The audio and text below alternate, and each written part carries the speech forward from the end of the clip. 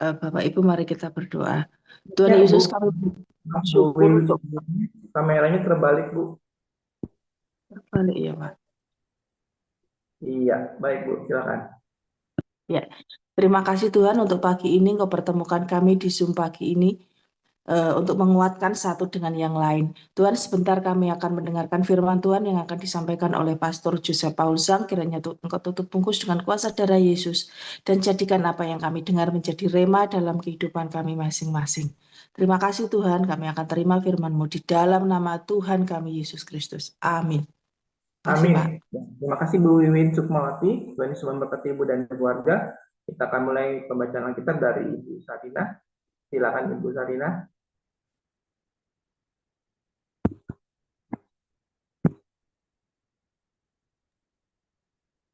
Ya, baik. Saya akan membacakan Mazmur 16 ayat 1 sampai dengan 11. Miktam dari Daud. Jagalah aku, ya Allah, sebab padamu aku berlindung. Aku berkata kepada Tuhan, Engkaulah Tuhanku. Tidak ada yang baik bagiku selain Engkau. Orang-orang kudus yang ada di tanah ini, merekalah orang mulia yang selalu menjadi kesukaanku. Bertambah besar kesedihan orang-orang yang mengikuti Allah lain. Aku tidak akan ikut mempersembahkan korban curahan mereka yang dari darah. Juga tidak akan menyebut-nyebut nama mereka di bibirku. Ya Tuhan, Engkaulah bagian warisanku dan pialaku. Engkau sendirilah yang meneguhkan bagian yang diundikan kepadaku. Tali pengukur jatuh bagiku di tempat-tempat yang permai. Ya, milik pusakaku menyenangkan hatiku. Aku memuji Tuhan yang telah memberi nasihat kepadaku. Ya, pada waktu malam, hati nuraniku mengajari aku. Aku senantiasa memandang kepada Tuhan, karena Ia berdiri di sebelah kananku. Aku tidak goyah. Sebab itu hatiku bersuka cita dan jiwaku bersorak-sorak, bahkan tubuhku akan diam dengan tentram. Sebab Engkau tidak menyerahkan aku ke dunia orang mati, dan tidak membiarkan orang kudus-Mu melihat kebinasaan. Engkau memberitahukan kepadaku jalan kehidupan. Di hadapan-Mu ada sukacita berlimpah-limpah. Di tangan kanan-Mu ada nikmat senantiasa. Demikian.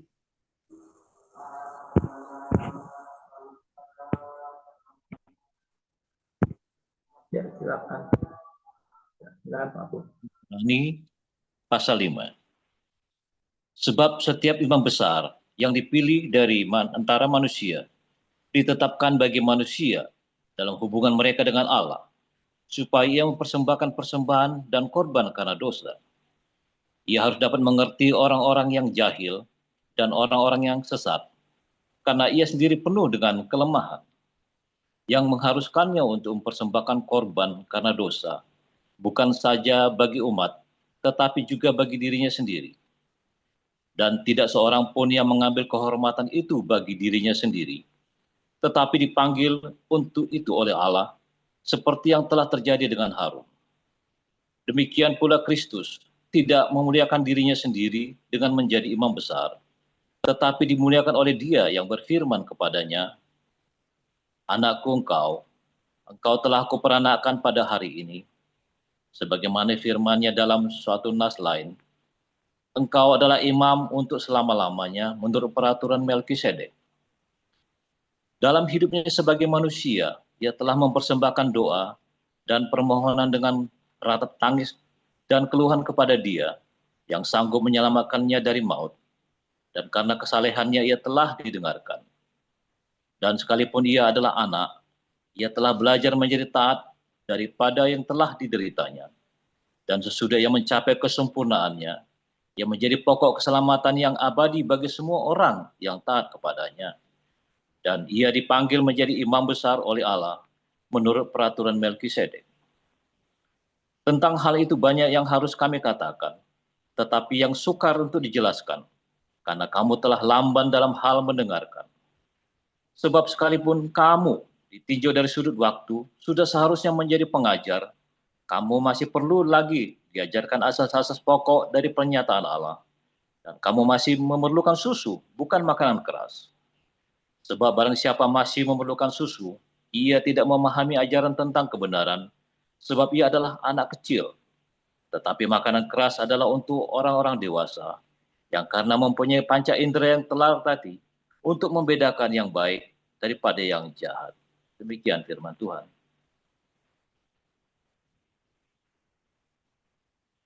Ya, terima kasih untuk para lektor hari ini, Pak Pulsiaan dan Ibu Sarina yang sudah membacakan Alkitab. Kiranya Tuhan Yesus memberkati Bapak dan Ibu dan keluarga diberikan kesehatan. Baik Bapak Ibu, sebelum kita mendengarkan firman Tuhan, saya menginformasikan sedikit ya. Bagi Bapak Ibu yang sudah mengalami sakit penyakit, Bapak Ibu juga bisa ya konsultasi ke dokter medsos setiap hari Senin sampai dengan Jumat. Ya, di situ semuanya bisa berkonsultasi ya dengan dokter-dokter yang ahli di bidangnya. Ada dokter Andrihat, ada dokter Ico, juga dokter Etin, juga dibantu oleh Pak Hawe dan Pak Bahari. Ya, Bapak Ibu ya. Baik, kita akan mendengarkan firman Tuhan yang akan dibawakan oleh gembala kita, Pastor Joseph Paul Jang, dengan judul Orang Saleh. Ya, silakan Pastor. Haleluya, luar biasa. Firman Tuhan selalu baru setiap hari ketika kita menanti-nantikan Tuhan dengan penuh cinta, dengan ucapan syukur senantiasa. Ya, bukti iman kita adalah terus kita berbuat baik. Ya, itu adalah bukti dari iman kita. Ya, di dalam penderitaan kita selalu minta pada Tuhan supaya kita merespon dengan baik. Nah, dengan respon yang baik dalam penderitaan, dalam aniaya, dalam kesukaran, dalam kesusahan, maka buah roh itu akan keluar. Ya, rumus kehidupan itu gampang banget ya. Gampang banget, lakukan aja deh. Kamu pengen cepet, ya, pengen nyampe itu ya, lakukan itu. Supaya jangan muter-muter di padang gurun. Tiba-tiba kamu di tanah perjanjian penuh dengan susu dan madu. Ya, kan hidupmu selalu jaga yang benar dalam kekudusan. Supaya kamu jangan membuka celah bagi iblis untuk mengambil tanah perjanjian darimu atau mengusirmu dari tanah perjanjian, karena kekudusan itu sangat penting ya supaya kamu tetap tinggal di tanah perjanjian ya. Nah, ada yang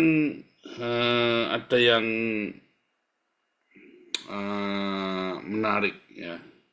Ada yang menarik.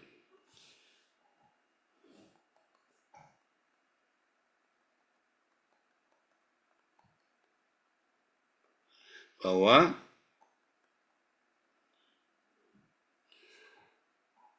ada kata kesalehan ya, atau pietisme, kesalehan. Gerakan pietisme ini atau gerakan kesalehan ini terjadi di zaman gerakan sekitar abad ke-19. Zamannya Jonathan Edwards ya, Spurgeon, zamannya ada satu lagi yang kalau jalan itu orang saya pada tumbang itu ya, Charles Finney ya, gerakan kesalehan, di mana waktu itu orang-orang Kristen termasuk di dalam liberalisme, masuk di dalam digoyang ya oleh teolog-teolog liberalisme, lalu kemudian teolog-teolog liberalis ini mengubah tatanan gereja.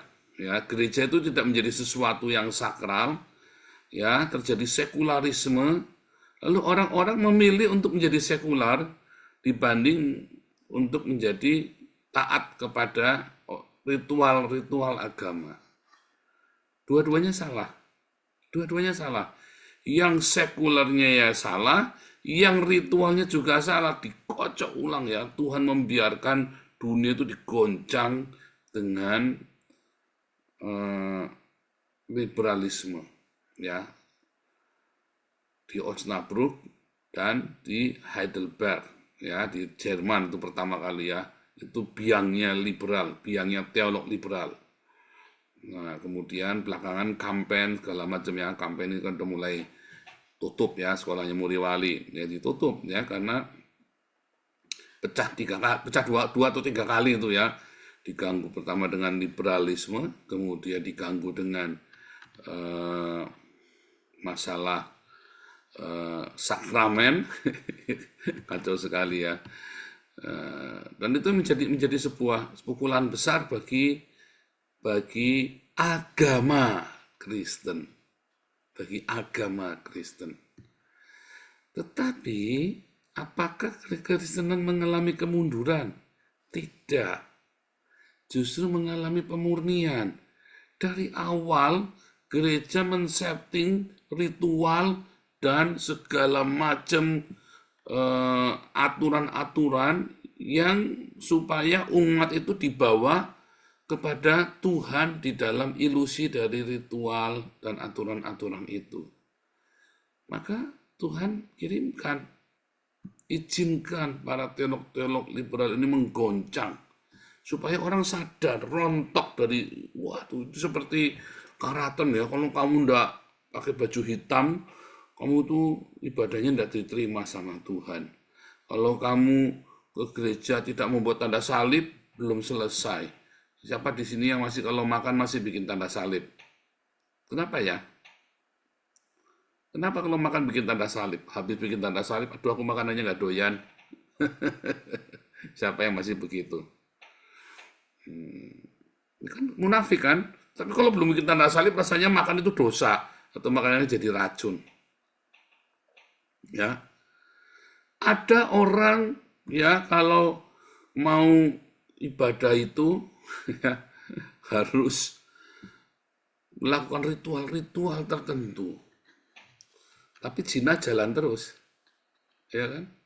Bahkan mau berzina saja, cium salibnya dulu, rosarionya dulu ada ya. Nah, saking begitunya mau bunuh orang, wah cium salib dulu ya, terus diambil pisau, ambil pedangnya, lalu dia bunuh orang. Sampai segitunya, ya.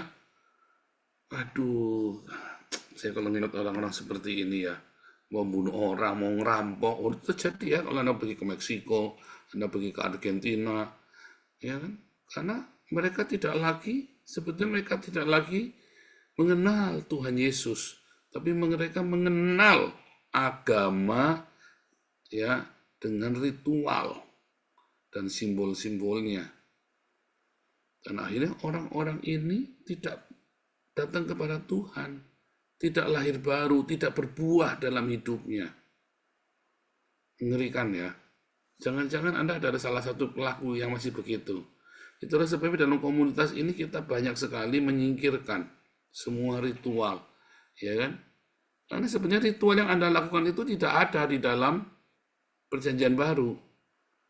Bahkan kita tidak ada ritual perjamuan suci. Karena perjamuan suci sendiri atau perjamuan kudus tidak ada dalam Perjanjian Baru. Nggak ada dalam Kisah Rasul perjamuan suci, perjamuan kudus. Makan sekerat roti dan sedikit anggur. Itu kan dijadikan ritual, ya kan, supaya saya dulu juga melakukan itu ya. Tiap hari saya makan anggur perjamuan dan roti perjamuan kudus supaya dilindungi oleh darah Yesus. Celaka mah celaka. Ya, sekarang saya nggak ada pakai ritual apa-apa, nggak pakai tanda salib, nggak pakai ritual segala macam. Mana ada orang bisa santet saya, mana ada orang bisa celakain saya. Ya kan? Hidup diberkati, tetapi hidup dengan cintanya Tuhan. Ya, saya mimpi bertemu Tuhan, saya di dalam mimpinya itu juga mendapat tuntunan, saya melihat sesuatu yang baik dituntun, bagaimana kita bisa mengembangkan gerakan diakonia kita, ya. Oh, itu tidak mudah itu, ya. Itu tidak mudah. Tetapi untuk melepaskan diri dari itu kan Anda sulit kan? Iya kan? Dan ketika Anda tetap melakukannya itu, ya Anda akhirnya tidak ketemu Tuhan juga. Nggak ketemu Tuhan karena sulit. Ketika Anda sudah terjebak dalam ritual, untuk ketemu Tuhan itu sulit. Anda pikir dengan ketemu Tuhan selesai dengan melakukan ritual itu. Dan itulah yang disebut dengan orang yang beragama. Ya kan? Sedangkan ketika Alkitab bicara tentang kesalehan, itu bukan cita ritual loh. Tetapi bagaimana niat hatimu, hasrat hatimu mencari kebenaran dan menerima, dan secara proaktif kamu mencari kebenaran dan melakukan, bukan ritualnya. Yang namanya devotion itu adalah sebuah praktek. Namanya devotion itu bukan sebuah ritual loh. Tetapi banyak orang menyandingkan devotion itu dengan ritual. Ya. Padahal devotion itu adalah sebuah pencarian kebenaran, penerimaan akan kebenaran. Lalu yang Anda dapatkan adalah ritual-ritual dari pagan Roma, pagan Yunani. Atau apapun ritual yang kamu ajarkan, ya rata-rata dari pagan Roma, pagan Yunani, ritual-ritual di gereja itu. Dan Anda dengan senang melakukan devotion dari itu. Nah, kesalehan yang dimaksud adalah bagaimana kamu mengejar cinta. Bagaimana kamu tiap hari dengan ingin sekali, begitu pagi bangun, kamu ingin mengasihi dengan kasih Tuhan Yesus. Itu yang namanya devotion. Kamu coba amatin kalau pagi kamu bangun hari ini, kamu pertama kali bangun, kamu mikirin utang, kamu mikirin apa yang kamu pikirkan pertama kali, atau kamu mikirkan, aduh Tuhan, terima kasih, ada ucapan syukur, ada keinginan untuk berbuat baik hari ini. Nah, kita harus jujur, ya. Apa pagi-pagi pertama kali kamu bangun, kamu mikirin kurang ajar itu orang. Apa yang pertama kamu pikirkan? Atau ritualnya? Nah, atau ritual, sebuah ritual, ya. Anda harus minum air suci, Anda harus makan perjamuan, atau nyalain Zoom. Ya tentu nyalain Zoom ya, iya dong. Pagi melek langsung nyalain Zoom, masih belekan, nggak tahu, pokoknya nyalain Zoom dulu kan. Atau apa yang pertama kali Anda lakukan? Yang pertama kali Anda lakukan itu apa? Nah, itu penting. Dan itulah sebuah tanda di dalam hidupmu. Sebuah parameter. Kamu di pagi hari itu masih polos. Pagi bangun kamu mikirnya apa? Ya. Makanya setiap pagi bangun, lalu bilang terima kasih Tuhan Yesus. Bilang Jehovah Jireh, Jehovah Sebaot. Pagi bangun itu mengucap syukur dulu. Pagi bangun itu kamu pikirkan Tuhan dulu. Ya, utang itu urusan nanti, itu hanya ilusi.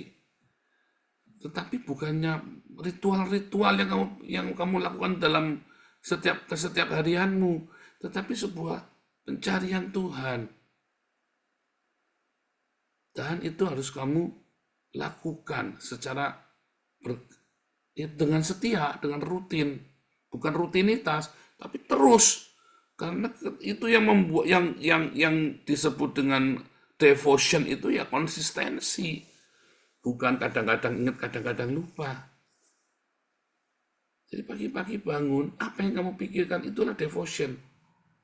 Malam-malam mau tidur, apa yang kamu pikirkan? Itulah devotion. Devotionmu sama utang atau sama Tuhan. Devotionmu kepada Bapa kita di sorga, atau devotionmu kepada masalah-masalahmu? Saya kalau mau tidur, ya, kepikiran sesuatu, saya Jehovah Jireh. Oh, terima kasih Tuhan, cukupkan. Oh, saya lagi setir mobil, tiba-tiba kepikiran sesuatu, Jehovah Sebaot, khawatir sesuatu, Jehovah Shalom. Tuhan berikan damai sejahtera. Bukannya latah, karena saya tahu itu yang saya cari, itu yang saya inginkan. Yang lain itu akan ditambahkan, ya kan? Yang lain itu akan ditambahkan. Apa yang menjadi devotionmu? Apa yang menjadi kesalehanmu? Ya, kembali ke tadi ya, ke abad 18 ketika semangat pietisme itu ya, orang-orang yang masuk ya, yang sekuler ngedan dengan kecabulan perzinahan, free sex ya. Lalu bahkan kriminalitas tinggi di Eropa waktu itu ya, karena mereka meninggalkan ritual. Nah, meninggalkan ritual seperti kuda lepas kandang. Tetapi yang di dalam gereja sendiri yang masih ritual, ya tetap cabul, ya kan? Nah, terjadi dua. Ya, yang satu mereka jadi menjadi kota metropolitan ya, banyak kota-kota Eropa menjadi metropolitan dan hidup itu begitu keras. Karena orang tidak lagi ngurusin agama, nggak ada remnya. Tetapi yang beragama akhirnya mereka makin menjadi munafik. Karena hatinya kepengin tapi takut, masih takut. Nah, bangkitlah ya sebuah pietisme, gerakan kesalehan, di mana orang-orang kembali mencari Tuhan. Mereka belajar mencintai Alkitab, mereka kerja sekuler, mereka kerja dengan semangat, mereka kerja dengan kebenaran. Jadi mereka kemudian menyadari ya bahwa bekerja itu penting, tetapi hidup takut akan Tuhan itu penting. Mereka ingat Tuhan pagi-pagi, lagu-lagu baru diciptakan dengan banyak sekali di abad itu ya, lagu-lagu baru itu ya. Karena orang kemudian menemukan ketenangan ketika mereka mencari Tuhan. Sekalipun mereka masih menjalankan ritual, tetapi ada yang lebih dari ritual itu. Makanya mereka punya cara sendiri-sendiri pencarian Tuhan itu. Ya, mau yang di Amerika, mau yang di Inggris, mereka punya cara. Dan mereka tidak lagi stuck, ya mandek dengan ritual-ritual itu. Tapi mereka kemudian tiap hari ya, pagi-pagi, malam-malam, lagu-lagu baru diciptakan. Sebetulnya lagu-lagu itu kalau kita benar-benar ya, hidup di dalam kekristenan yang benar, di dalam pencarian Tuhan yang benar, lagu-lagu itu kan tumbuh sendiri. Ya, di dalam komunitas kita harusnya ada lagu-lagu baru. Nanti saya ajari ya bagaimana membuat lagu yang baik ya, bagaimana menciptakan lagu. Nanti kita cari harinya ya, buat kita bikin satu hari ya, satu mungkin cuma 2 jam pengarahan bagaimana bikin, atau mungkin di kelas profetik aja ya. Soalnya di kelas profetik aja saya ajarin, karena itu sebenarnya itu sebuah lagu itu adalah sebuah pesan profetik. Makanya ada lagu-lagu yang ya begitu saja, tapi ada lagu-lagu yang akan tertanam di hatimu. Karena lagu itu ya adalah sebuah produk dari devotion. Lagu itu adalah sebuah prophetic devotion. Lagu-lagu yang benar, lagu-lagu yang baik itu adalah mencerminkan kondisi kerohanian kita. Makanya setiap zaman itu ada lagunya, ada temanya. Setiap zaman itu ada tema, ada lagunya. Lagu-lagu baru yang diciptakan itu ya. Ini coba di kelas profetik yang terakhir deh. Saya mau coba ya. Di kelas profetik nanti kalau terakhir itu saya bikin ya tentang bagaimana lagu, menciptakan lagu. Karena itu bagian dari kelas profetik ya. Supaya nggak sembarangan orang bikin lagu ngawur-ngawur. Jadi terus ya, tapi bikin lagu yang bagus ya, yang bagus. Di kelas profetik nanti saya umumkan di semua kelas-kelas profetik supaya join ya. Yang sudah ikut kelas profetik semua, ini kan sudah angkatan keempat kelas profetik ya. Nah, supaya semua masuk kelas semua, kita bikin ya bagaimana kita menciptakan lagu di dalam hidup kita dan di dalam komunitas. Tapi yang paling penting sekarang, bagaimana devotion itu menjadi hidup. Itu pagi, kamu harus latih. Tiap pagi kamu ucapkan nama Tuhan. Terima kasih Tuhan. Ya, tapi dengan satu keyakinan, bukan latah. Siang, malam, di dalam khawatirmu, di dalam pergumulanmu, di dalam sukacitamu. Terima kasih Tuhan, kau baik. Terima kasih Tuhan. Ya, simpel ya kata terima kasih Tuhan. Dan pernyataan iman. Jehovah Sebao, Jehovah Jireh, Jehovah Shammah, Jehovah Shalom, Jehovah Nisi, Tuhan panji peperanganku, Tuhan gembalaku, Tuhan adalah pelindunganku, Tuhan adalah gunung batuku, Tuhan adalah penyediaku, Tuhan adalah sumber damai sejahteraku. Itu penting tuh, ya. Dan kita menghidupi nama-nama itu, bukan cuma latah. Kalau kita bilang Jehovah Jireh, ya kamu jangan ngutang. Kalau kamu bilang Jehovah Shalom, kamu harus belajar mengampuni. Kalau kamu bilang Jehovah Sidkenu, berarti kamu harus mencari kebenaran dan hidup di dalam kebenaran, jaga hidupmu di dalam kekudusan. Kalau ya kan? Kalau kamu berkata Tuhan yang akan menyediakan, kamu jangan takut, kamu belajar hidup. Kalau kamu berkata Tuhan gembalaku, kamu sungguh-sungguh serah sama Tuhan. Segala keinginanmu itu serahkan kepada Tuhan. Masalahnya kan nggak begitu kan? Masalahnya kita seringkali kan hitung-hitungan dan masih mau jalanin hidupnya kita sendiri. Padahal kalau kita melakukan devotion yang benar, lakukan. Apa yang saya ajarkan tiap hari di embun pagi ini adalah sebuah praktikal kehidupan. Dan kamu bisa lakukan. Kalau kamu lakukan, saya jamin kamu hidupnya bahagia. Kamu akan hidupnya baik, kamu akan hidupnya benar. Jangan khawatir. Ya. Loh, saya kan sudah memberikan teladan kepadamu. Ini kan tontonan semua. Ya, bahkan saya menyediakan diri saya ada di rumah, Pak Tiji ada di rumah saya, Bu Mantu pernah ke rumah saya, Bu Marjuni pernah ke rumah saya, Pak Enado pernah ke rumah saya. Saya tunjukkan apa adanya hidup saya seperti ini. Ya, apa adanya. Itulah praktikal kehidupan. Hidup kita adalah sebuah devotion. Ya, hidup kita adalah sebuah pengabdian, sebuah tindakan kesalehan, bukan teori kesalehan, bukan berdebat masalah agama, tetapi bagaimana kita melakukannya. Makanya saya sering nanya sama orang-orang di apologet TikTok itu ya, kamu itu kayak paling tahu, kayak paling benar, hidupmu tuh beres apa enggak? Sport otak ya, wah rasanya paling ini. Begitu dikasih tahu yang benernya ngamuk ya. Itu aduh tuh siapa tuh, tak kasih ini loh. Ini cara bacanya begini. Wah ya begini. Kamu sekolah di mana? Saya sekolah teologi 10 tahun, saya juga belajar di Haifa. Kenapa kamu bisa merasa lebih pintar dari saya? Diajarin yang benar. Nggak mau, ya itu tadi. Karena orang-orang ini sebenarnya tidak mau devotion. Orang-orang ini cuma mau debat kusir, peleter. Orang-orang ini cuma mau mencari sensasi. Akhirnya zina, akhirnya hamil, akhirnya saling membongkar aib, tidur di hotel, pesen. Waduh, ngeri ya. Hati-hati. Ya, aduh, saya kalau ngeliat gitu ngeri ya. Ada yang homo, ada yang ada yang mata duitan, datang pergi kemana, cuma cerita. Ya, kebutuhan saya banyak. Ya, beginilah, begitulah.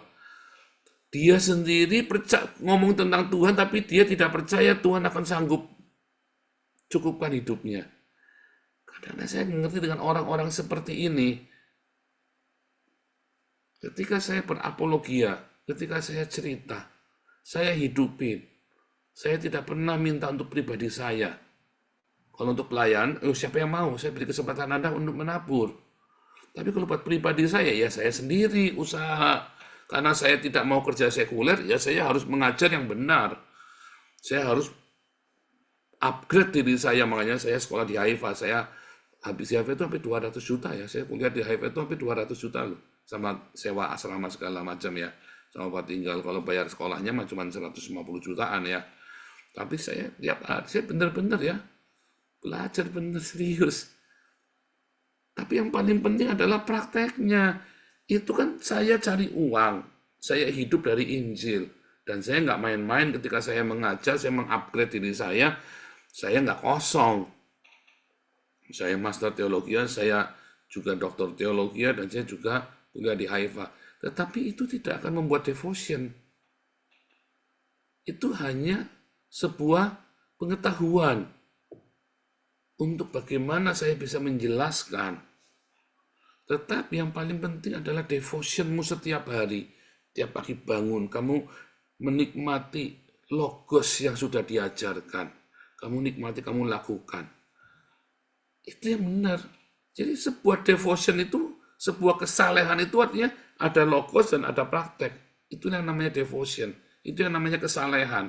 Bukan cuma logos saja. Atau juga cuma, oh yang penting aku baik. Enggak, kamu juga harus belajar. Enggak cukup cuma baik. Baik itu tidak cukup. Sebab kalau baik tanpa pengetahuan, akhirnya kamu juga ngawur. Dibohongin sama pendetamu kan. Kamu pikir kamu udah baik. Ternyata ngawur.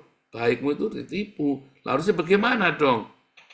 Sudah saya ajarin dengan simpel, ya kan? Tanpa kamu harus membayar kepada saya kan? Tiap hari pun pagi kita ajak praktikalnya. Tapi kalau kamu mau tahu detailnya supaya bisa mengajarkan kepada anakmu dengan benar, kamu ikut kelas, ya kamu bayar, namanya les, ya kan? Namanya belajar. Tapi tiap hari saya sudah lakukan, saya sudah praktikkan kepada Anda, saya tunjukkan, saya berikan contoh dan saya ajarkan kepada Anda. Devotion itu, yaitu logos yang dilakukan dan dilakukan terus-menerus berulang-ulang. Logosnya yang mana? Semuanya. Tapi bagaimana cara memahami logos? Sudah saya ajarkan tiap hari. Makanya kita baca dari Kejadian sampai Maleakhi. Nanti kita lanjutkan sampai Wahyu ya. Urut. Yang kedua kali kita sudah 2 kali ya pembacaan Alkitab Perjanjian Lama. Tahun ini nanti kita bablasin sampai Wahyu ya. Supaya selesai sampai Wahyu. Begitu. Jadi kamu tiap hari dengar di sini, tidak akan menjadi sebuah devotion, tidak akan menjadi sebuah kesalehan kalau kamu tidak melakukan. Dan kamu tidak akan bisa melakukan kesalehan kalau kamu tidak diajar. Apanya yang mau dilakukan? Apa yang mau dilakukan? Kan kamu harus ada yang dimasukkan dulu dalam kepalamu. Sebuah logos. Baru kamu bisa melakukan. Nah itulah namanya devotion. Ya. Setiap hari, salah satu yang paling praktis, pagi-pagi bangun mengucap syukur, malam mau tidur kamu statement iman, pagi bangun kamu statement iman, siang kamu khawatir ada tiba-tiba temu sesuatu kamu statement iman. Itulah devotion. Dan tentu saja dilakukan, jangan udah statement iman tapi tindakanmu beda dengan imanmu. Dan tetap jaga hidupmu dalam kekudusan, dalam kebenaran, dalam kesucian. Itulah devotion. Di dalam devotion itu Tuhan tidak akan biarkan kamu masuk di dalam lembah kekelaman, sendirian di dalam lembah kekelaman. Kamu akan masuk dalam lembah kekelaman, tapi Dia akan menyertaimu. Jangan takut, itu hanya ilusi.